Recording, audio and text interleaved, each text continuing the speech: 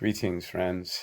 My name is John Gabriel, and this is the new Calculus channel. So, I'd like to go back to a topic that I think is very important, and one of the topics that has a huge effect on the development of mathematics. Now, that topic is a topic of axioms. And I'm going to show you in a series, because I don't know if I'll be able to finish this particular topic in one video. Each video has a maximum of 15 minutes on it. So I'll go as far as I can and then continue with the second part at another time. Okay, so let's begin. Now, first of all, there is no parallel postulate in Euclid's Elements or in any of Greek mathematics. Moreover, there are no axioms in sound mathematics. Now, Euclid's postulate is misinterpreted. It's misunderstood. In fact, if you read the Greek requirement 5, it's not a postulate, by the way, it's a requirement or a claim. It says nothing about parallel lines. And if it were stated in a clear way, what it would say is that the sum of the co-interior angles on either side of the transversal does not change. That is what the fifth requirement says. It has nothing to do with parallel lines. By the time you get to the fifth requirement, parallel lines are already in place. And by the way, every requirement builds on the previous one. So you start off with a straight line, but even before you can begin to use a straight line, in other words, you need to understand that there is a shortest distance between any two given points in the universe. And to get to that first requirement, it takes a tremendous amount of philosophical thought. Okay, so let's begin.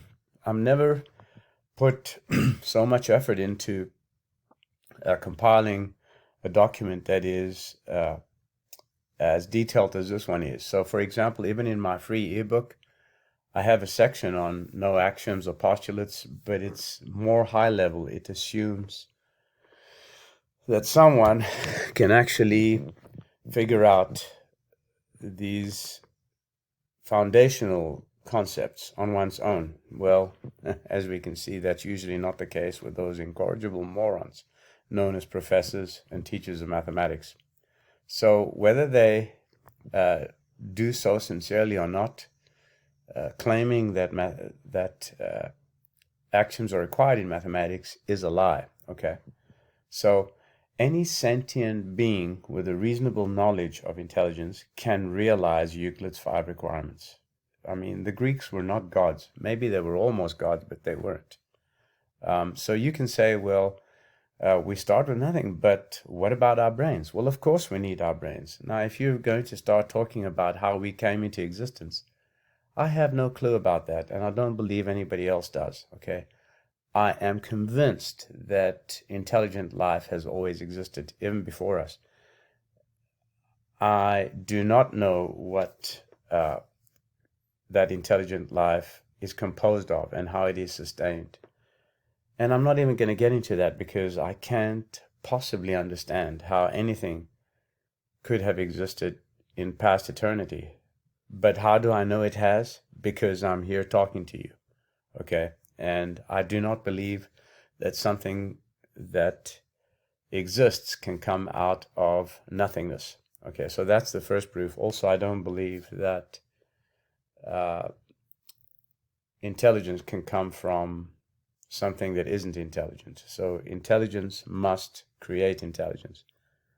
All right, so I'm not going to dwell on that. Let's carry on. So with only the ability to reason, we are able to rigorously derive every one of the 5 requirements, which are incorrectly called axioms, by those cranks in the mainstream. So before we begin to reason, we must at least know what it means for a concept to be well defined. Now, in this fantastic article of mine here on LinkedIn, I show you how to test a well-defined concept. It's a very simple method which has 4 parts to it. It's RACI or RACI. R stands for reification, A for attributes, C for contradictions, and I for independence. So you can find out what all those mean in the article. Okay. So you need to know about that, and I would suggest you read that article before continuing to study this video, or come back to the video once you've read the article. So we begin with the concept of location. Now, in an empty universe, what on earth is that? Okay, now when I say empty, I mean excluding us and our brains, right? Because we're trying to derive these concepts from nothing. Now, these concepts have nothing to do with us, actually. They have to do with the abstraction of ideas, okay? In other words, ideas that we realize about geometry through the process of reasoning. And so, initially, one can only realize the concept of location primitively, and then develop it step by step. It takes time to do that. So one can't even talk about basic concepts such as direction, path, distance, coordinates. In fact, there's no such thing as a plane at this point in time. There's no such thing even as space, because we don't have dimensions even at this early stage. And so the first definition we need to start off with is location or point. And this is where the fun begins, okay? So we get or realize the concept of location when we wonder where we are. In other words, is there anything else besides us? Okay, so is there any extent besides us as humans? So we know that we have an extent. We know that we have boundaries. For example, our arms and legs, which are parts of our body, right? And if we had to separate one of our limbs from our body, we know that the limb and the remainder of the body will not be in the same place, right? So they'll be in 2 different places. So I'm not going to talk about division right now, so I'm going to say that we can define location primitively as here and not here. Okay, so here is where we are, and not here is where we will be if our location changes, or if we had to separate part of our body, because they're obviously no longer attached, so they'd be in different locations, right? So now we can carry on and ignore these little rudimentary things and say that the next logical concept that we should realize is a concept of path and direction. And at first, path is also primitive. It's a method of moving from here to not here, or from not here back to here, right? Wherever not here happens to be.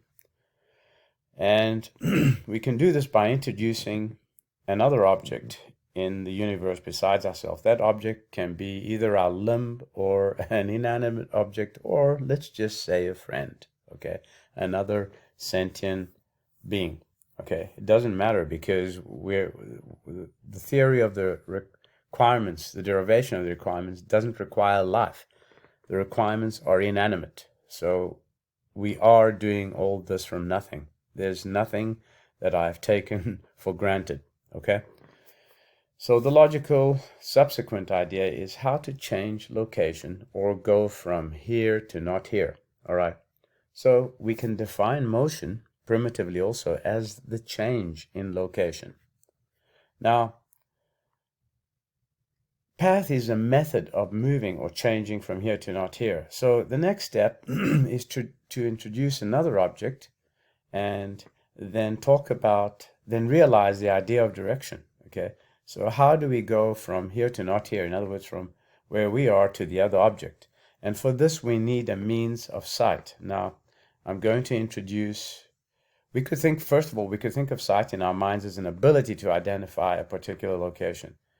But to make matters simple, I will introduce light in the empty universe, which enables us to see, okay? And that doesn't change anything with respect to the perfect geometric concepts such as line, circle, etc. Because we can't really see lines, we can't really see circles, okay? When you draw a straight line, that's not a line, and you're not seeing a line. Right, we'll get to that later. Now, so we can define direction itself primitively as either towards or away.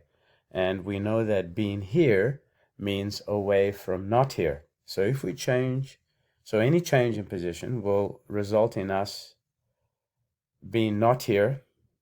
If any change results in us being not here, then we have moved away. On the other hand, if we're here, back here again, and we are somewhere else, then we have moved towards. So we have a primitive definition of location, okay? And the next step is to begin to define motion, okay? So now we know that we have two kinds of motion, away and towards, right? And one can involve what we see at the destination location from where we are, and if we had to approach that destination, that location could, that method would be defined as what we see not changing, not even in the slightest, okay? So if it changes in the slightest, it means we've changed direction somewhere along the path, okay? So at this time, we have no concept of plane or space or dimension, but motion as we know it can be taking place in any random way.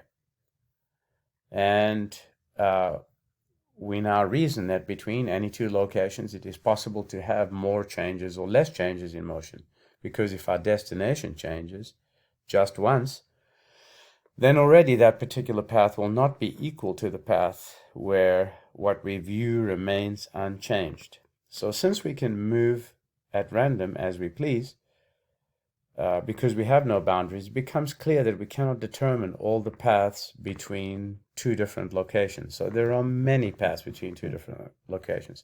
Now, I could have said there are innumerable paths, but I don't want to do that because we haven't realized the concept of number. And numerable or innumerable implies the concept of number has been established. But one of the reasons that Euclid put these 5 requirements in place is to establish the concept of number, right, as a foundation for number and mathematics, right? Now, this is something very important that my intellectual inferiors in the mainstream have never realized, and they've just assumed that number exists as an axiom, the concept of number. It doesn't. It can be derived from nothing. And so I think now we're in a conundrum, okay? There are many paths, and it's daunting to think about the relation between any two of these paths. I'm going to stop here. Now notice that I've only dealt with 10 out of the 28 slides, and I haven't even come to the definition or to the derivation of the first requirement, which is a straight line. All I've been doing is putting in place all the concepts that I need to realize a straight line. So I'll stop here, and in the next video, I'll continue from this point. My name is John Gabriel, and this is the New Calculus Channel. Till next time, goodbye.